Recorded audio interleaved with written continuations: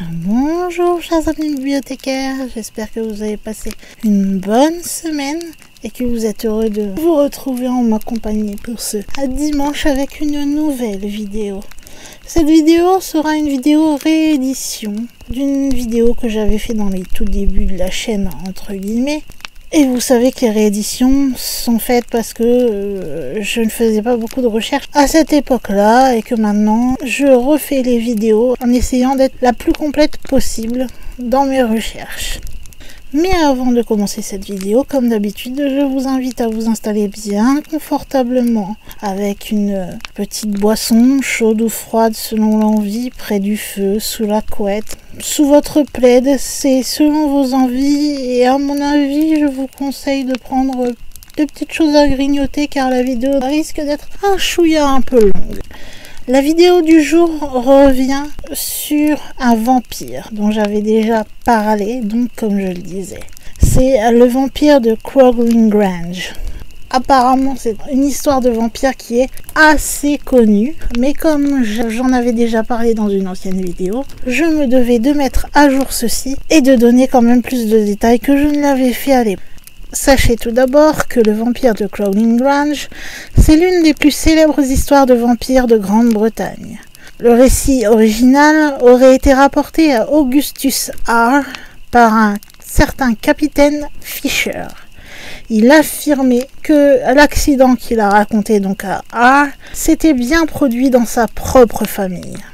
Par la suite, Augustus, ou Auguste pour faire plus simple, va la raconter dans ses mémoires, du nom de In My Solitary Life, et c'est ainsi qu'elle va parvenir jusqu'à nous et que le vampire de Crawling Grange va se faire connaître.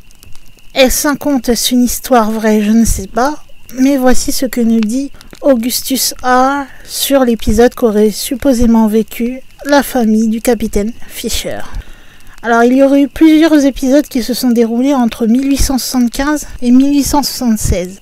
Augustus a affirmé qu'il a entendu ce récit, donc c'est juste après une conversation qu'il avait eue après un dîner qui impliquait le capitaine Fisher Rowe. Celui-ci avait impressionné la société qui était assemblée pour ce dîner lorsqu'il a raconté plusieurs de ses histoires qui étaient très étranges. C'est lorsque Fisher Rowe a raconté cette fameuse histoire du vampire de Crawling Grange que Augustus a été bien sûr le plus intéressé et qu'il a trouvé aussi que c'était l'histoire la plus effrayante qu'il avait entendue. Dans son récit, le capitaine Fisher commence par l'informer que si Fisher peut sembler un nom très plébéien, sa famille était d'une lignée très ancienne et pendant plusieurs centaines d'années, ils ont possédé un vieil endroit très curieux situé à Cumberland qui portait le nom bizarre de Crawling Grange. La grande caractéristique de cette maison de famille, c'est qu'à aucune époque de sa très longue existence, elle n'a eu plus d'un étage. Elle avait bien sûr une terrasse par contre, d'où s'élançaient de larges terrains vers l'église et une belle vue lointaine. Mais de manière surprenante, malgré la très longue existence de cette bâtisse, elle était de plein pied et elle ne proposait par conséquent qu'un nombre limité de chambres. À un moment dans la vie des Fisher, il est arrivé que ceux-ci furent bien trop nombreux malheureusement pour pouvoir continuer à habiter cette maison. R continue en précisant. Lorsque les Fisher ont dépassé Crawling Grange en famille et en fortune, ils ont été assez sages pour ne pas détruire la caractéristique de longue date de l'endroit en ajoutant un autre étage à la maison. Ils ont préféré plutôt laisser la maison telle qu'elle et ils sont partis vers le sud pour résider à Thornscroft, près de Guildford, et ils ont laissé Crawling Grange à la location tout simplement. La maison va rester vide pendant quelques temps. Mais les Fisher vont se trouver être assez chanceux, puisqu'ils vont trouver des locataires plutôt sympathiques. Ces locataires, ce sont 2 frères et 2 sœurs.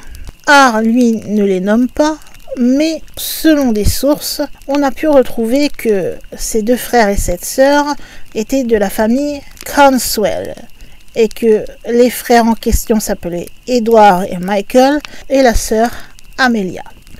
En ce qui concerne la location, là encore, R ne précise pas de date, mais il est supposé que la maison a été occupée par les frères et la sœur dans les années 1870, car c'est à peu près à ce moment-là que les Fisher ont déménagé pour Thorncroft. Lorsqu'ils ont reçu donc ses frères et sœurs, les Fisher étaient très ravis de leur locataire.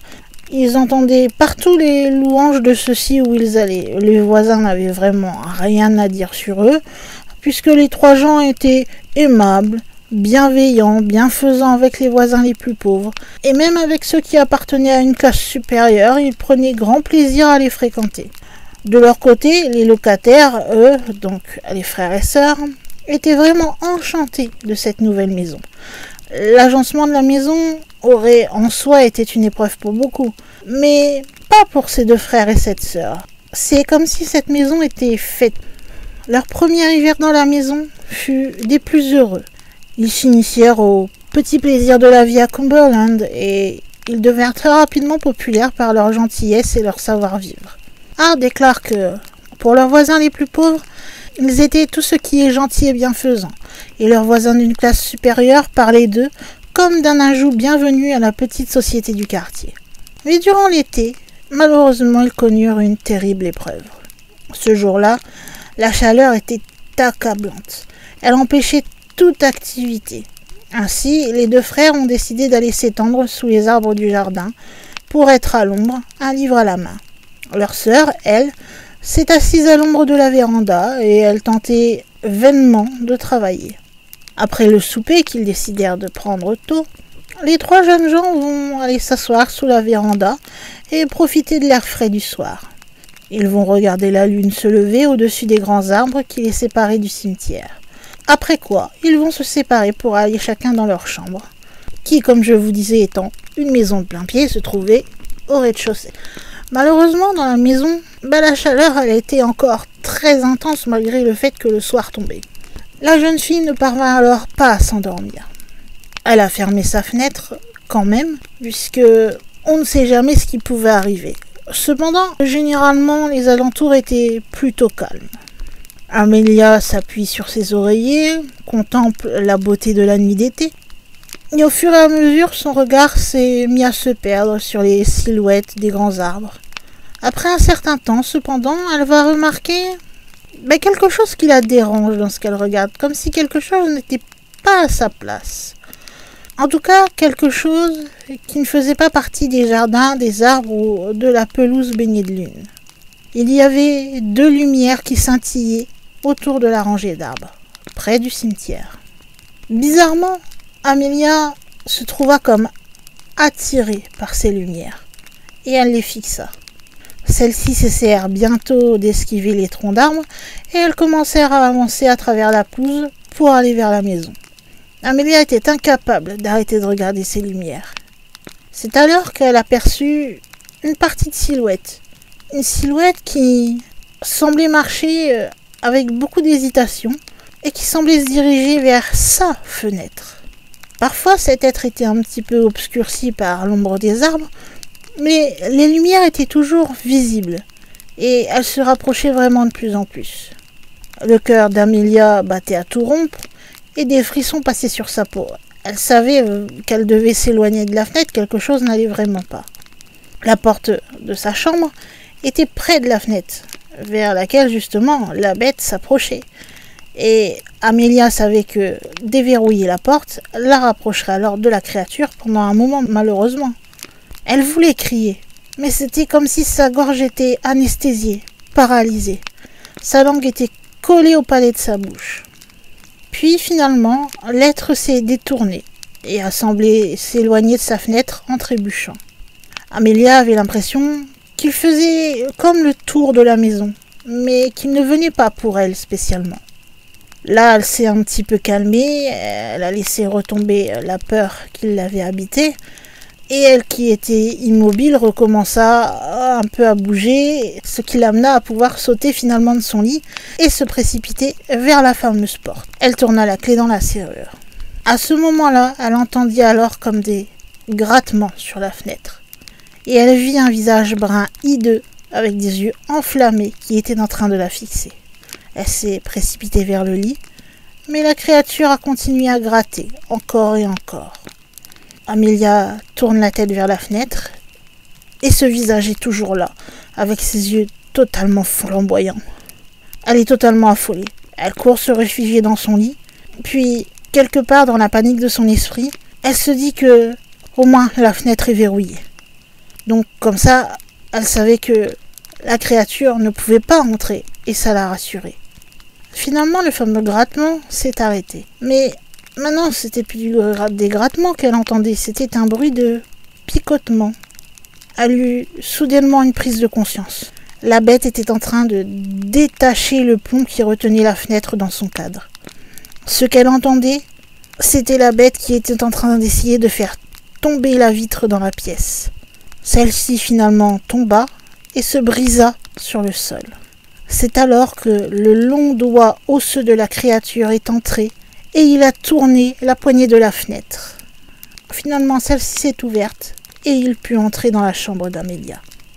Il traverse la chambre de celle-ci. Amelia était tellement terrifiée qu'elle n'arrivait pas à crier. La bête est alors montée jusqu'à son lit. Elle a mis ses longs doigts osseux dans les cheveux de celle-ci et elle a penché la tête d'Amelia sur le côté. Puis, soudainement, la créature a mordu violemment Amelia à la gorge. Lorsque ce démon a percé la chair d'Amelia, sa voix fut comme libérée. Elle poussa alors un cri terrifiant et ses frères étaient juste à la porte. Malheureusement, celle-ci était verrouillée. Ils ont alors cherché un moyen de l'ouvrir et ils ont pris un tisonnier. Pendant 1 minute qui semblait être vitale, la créature mordait de plus en plus profondément dans le cou de leur sœur. Avec le tisonnier, ça n'a pas marché, alors ils ont pris le fer à passer. Ils ont entrouvert la porte et ils se sont précipités dans la chambre de leur sœur. Ils sont arrivés juste à temps pour voir la créature s'échapper par la fenêtre. À ce moment-là, Amelia était inconsciente, drapée sur le côté du lit. Elle saignait abondamment d'une blessure à la gorge.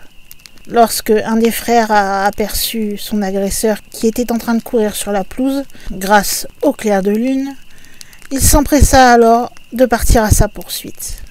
Mais la créature était beaucoup plus rapide. Et finalement le jeune homme le perdit de vue après que celle-ci ait sauté le mur du cimetière. Du moins, c'est ce qui lui a semblé. Frustré, il va rejoindre son frère qui lui se tenait au chevet de sa sœur. Elle avait été grièvement blessée et sa blessure était vraiment très nette. Mais il savait cependant que leur sœur était de forte constitution. C'est peut-être d'ailleurs ce qui lui sauva la vie. Quand Amelia put enfin reprendre conscience et que son choc fut passé, elle dit à ses frères « Ce qui s'est passé est des plus extraordinaires et je suis très blessée. Cela semble inexplicable, mais bien sûr, il y a une explication et nous devons la trouver. » Ah, dit d'elle qu'elle était de forte disposition, même pas portée à la romance ou à la superstition. Et elle a rapidement eu une idée pour expliquer les événements de la fameuse nuit.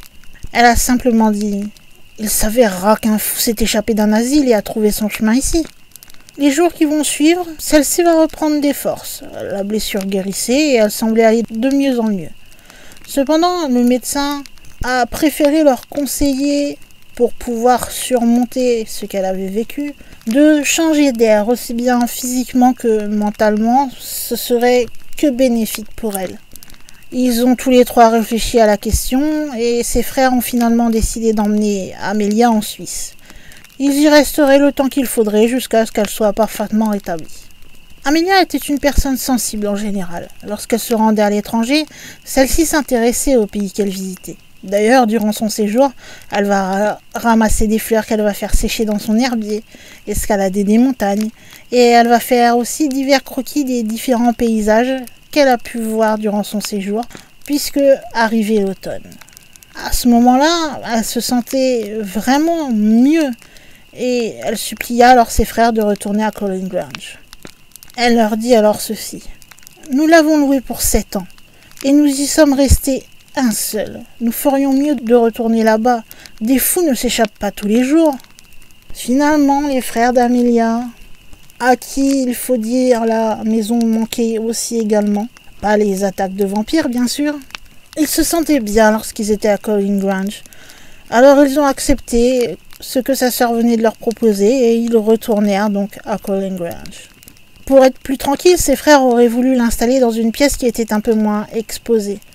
Mais la maison était faite de telle sorte que tous se trouvaient au même niveau, donc c'était pas vraiment possible de faire de grands changements ou de grands arrangements, et ils n'étaient pas très rassurés quand même, malgré les dires de leur sœur qui disait que des fous ne s'échappaient pas tous les jours. Ils voulaient pouvoir toujours garder un œil sur celle-ci. Finalement, comme ils n'ont pu rien vraiment faire pour s'adapter, la jeune fille va rester dans la chambre qu'elle avait déjà. Mais cette fois-ci, elle prenait grand soin de fermer ses volets et elle laissait seulement, comme il était possible apparemment de le faire dans de nombreuses maisons anciennes, la partie supérieure de la fenêtre découverte. C'était afin de pouvoir intervenir au plus vite si jamais une attaque se produisait. Ses frères, quant à eux, ont décidé de s'installer dans la pièce qui se trouvait juste en face de la chambre pour pouvoir garder un œil sur leur sœur. Et chacun, ils prirent un pistolet chargé qu'ils déposèrent sur leur table de nuit respective. Pendant un certain temps, plus rien ne s'est passé. Les frères et sœurs vont passer un nouvel hiver sans incident. Cependant, ils ont quand même entendu des rapports inquiétants parlant d'animaux retrouvés morts avec des entailles à la gorge. Puis le printemps arriva et un bruit familier et inquiétant vint réveiller Amelia. On grattait à la fenêtre. Elle leva alors les yeux et elle vit le même visage hideux et ratatiné qu'elle avait vu l'été précédent. Il la regardait du haut de la fenêtre avec ses yeux flamboyants. Amelia laissa alors échapper un cri énorme et ses frères accoururent à son lit. Ils se précipitèrent bientôt à la porte d'entrée de la maison pour pouvoir courir après celui qui était revenu embêter leur sœur. Bien sûr, ils n'ont pas oublié de prendre leur pistolet au passage. La créature, elle, fila à travers la pelouse. Elle trottinait d'une démarche disgracieuse. L'un des frères va alors tirer, et il peut dire qu'il a réussi à loger une balle dans la jambe de la créature. Malgré le fait que maintenant celle-ci boitait, elle a réussi à continuer sa course, et la créature put s'échapper de nouveau en escaladant le mur du cimetière. Bien qu'il fasse encore trop sombre pour voir quelque chose, un des frères, alors qu'il courait après cette fameuse créature vampire, crut le voir disparaître dans la crypte d'une famille qui était disparue depuis pas mal de temps déjà. Le lendemain, les frères vont aller voir les habitants du village et ils vont demander à ceux-ci de se réunir devant le caveau pour qu'il soit ouvert en leur présence. Mais quand ceux-ci descendèrent dans la crypte, un épouvantable spectacle les attendait. La petite pièce voûtée où se trouvaient les cercueils était remplie, oui, de cercueils, mais ceux-ci étaient totalement défoncés et leur contenu était mutilé, déformé, et les ossements étaient dispersés sur le sol. Un seul des cercueils présents était resté intact, et lorsque les deux hommes soulevèrent le couvercle de celui-ci, il y eut une abomination pire encore qui s'offrit à leurs yeux. Là, couchés entre les planches de vieux bois, se trouvaient les restes ratatinés, momifiés mais entiers, de l'homme qui avait regardé par la fenêtre de la chambre de leur sœur. Et ils remarquèrent à sa jambe qu'il portait encore les marques récentes d'un coup de pistolet. Les frères, et peut-être même les locataires, savaient qu'il n'y avait qu'une seule façon de se débarrasser d'un vampire. Ils ont traîné le cadavre hideux hors de la crypte avec l'intention de le brûler. Certains disent qu'ils ont tiré le vampire vers un arbre de houx dans le cimetière, car le houx apparemment était considéré par le folklore local comme bénéfique pour une telle opération. Là, ils ont incinéré le cadavre et tous les outrages du vampire de Crawling Grange ont alors cessé. Actuellement, vous pouvez toujours voir la souche du houx dans le cimetière de Crawling qui aurait servi d'endroit pour faire brûler le vampire. Bien sûr, cette histoire est donnée comme étant vraie par son auteur, c'est-à-dire le capitaine Fisher Rowe. Mais à l'heure actuelle, elle reste quand même très controversée. Oui, certains éléments semblent prouver que l'endroit a bel et bien existé. Dans les années 1930, F. Clive Ross va visiter la région et interroger la population. Et on l'a amené à Crawling Low Hall, qui était autrefois un endroit que l'on appelait bien Crawling Grange. Il nota également que la chapelle avait bel et bien existé et que les pierres de ses fondations étaient encore visibles. D'après les recherches qu'il a effectuées par la suite, l'histoire n'aurait cependant pas eu lieu en 1870 comme le pensait Augustus R, mais plutôt vers 1680. C'est ce que tendraient à prouver des recherches récentes qu'a effectué un certain Lionel Fanthorpe, qui suggère que les événements racontés auraient eu lieu dans les années 1600. En effet, il y avait bien à cette époque une crypte qui se trouvait près de Crawling Grange et qui fut détruite, et on a ajouté un étage à la maison. Pour la petite information, sachez que cette histoire, donc supposément vraie selon ce que dit le capitaine Fisher, eh bien vous pouvez trouver une version de cette histoire qui a le titre The Widow dans Most Scary Story to Tell in the Dark en 1984 d'Alvin Schwartz et Stephen Gammell. Comme vous pouvez le remarquer si vous cherchez un petit peu sur la chaîne par rapport à la première vidéo, nous sommes bien loin niveau minutage de la toute première vidéo que j'avais fait concernant ce vampire. Donc il manquait bien quand même pas mal, beaucoup d'infos. Faut dire ce qui est, j'avais fait ça vraiment à l'arrache. En tout cas là vous avez eu toute l'histoire qui du moins est supposée être vraie, qu'un certain capitaine Fisher aurait raconté à Augustus R. et celui-ci aurait décidé de l'écrire dans son livre personnel. Et c'est ainsi que maintenant tout le monde à peu près connaît, surtout en Grande-Bretagne, ce fameux vampire de Crawling Grange. Comme d'habitude mes chers amis, j'espère que cette vidéo vous aura plu, que vous aurez passé un bon moment. Vous savez que pour me donner votre avis sur cette vidéo, vous pouvez aller dans la section commentaires. Vous pouvez également me dire si vous pensez que cette histoire est vraie, si une partie de celle-ci est vraie et que le reste a été un peu romancé, ou que tout a tout simplement été inventé. Vous avez le droit d'avoir un avis sur la question. Bien sûr, ne pas affirmer puisque nous ne savons pas, nous ne pouvons que faire des hypothèses ou dire ce que l'on pense tout simplement de cette histoire. Vous pouvez également, en plus du petit commentaire, me mettre un petit pouce en l'air qui fait toujours plaisir, ou un like si vous préférez. Et puis si vous êtes nouveau sur la chaîne, n'hésitez pas à vous abonner à celle-ci. Vous avez ce genre de vidéos 3 fois par semaine.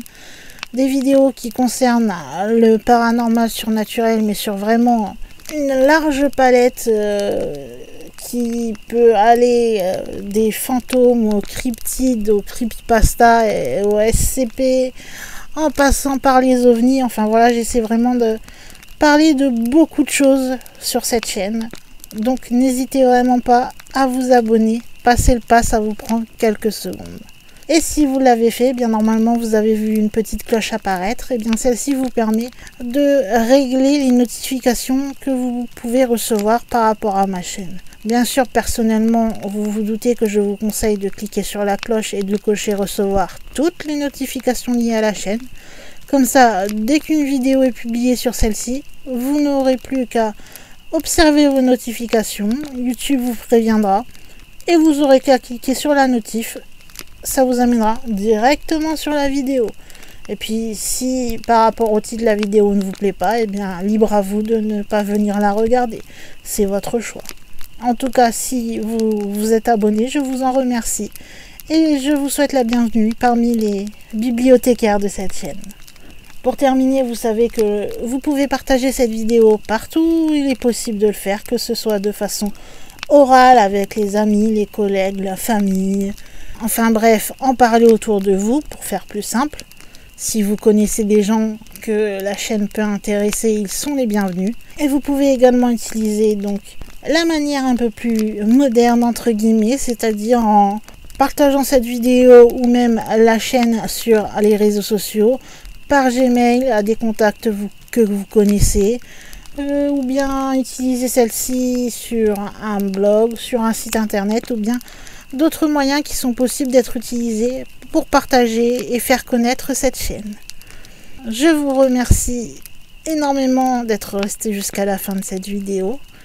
Et je crois malheureusement qu'il va être temps pour moi en tant que gardienne de la bibliothèque de fermer les portes de celle-ci et de vous dire à la semaine prochaine pour une nouvelle vidéo. Bye!